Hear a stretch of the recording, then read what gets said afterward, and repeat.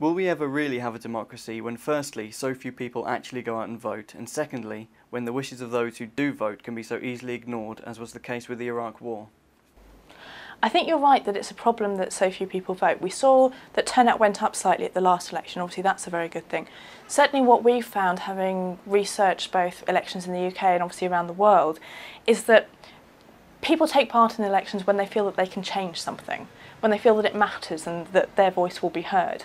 One of the big problems with first past the post, the current electoral system that we use, is that there are whole swathes of the country where that isn't simply the case, that there are safe seats where political parties are going to get elected almost by the time they've selected the candidate, that person is going to be the MP for that area. And so people get disillusioned by that and feel, well, there's absolutely no point in me voting because my voice doesn't matter. So I think one of the ways that obviously we can deepen democracy in the United Kingdom is to have a more proportional system, which means that voters can have a say.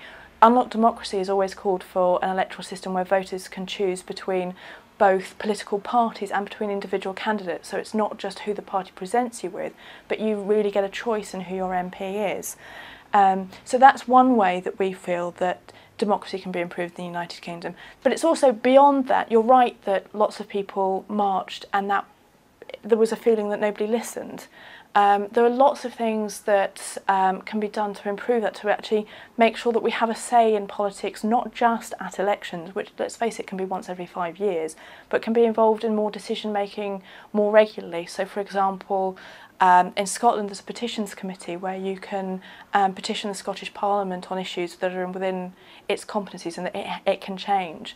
There are proposals with the coalition government that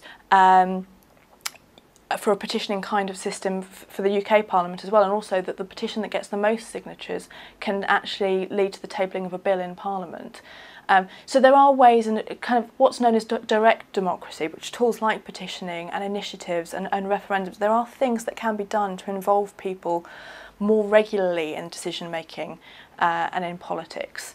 But we also have to recognise that some people don't actually want to be involved all the time. Some people want to vote and want to have their say and express their views, but don't necessarily want to be involved in every single decision. And it's right that, you know, in a representative system of government, that, you know, we as a country elect other people to pass the laws. We should be able to obviously influence that very strongly, and we should be able to make our voice heard.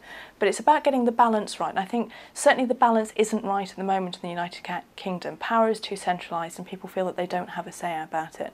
So I think we need to devolve power to a local level, and we need to introduce more elements of direct democracy. But I certainly think that there's a lot that can be done to improve where we are now, but I don't see it as being at all hopeless.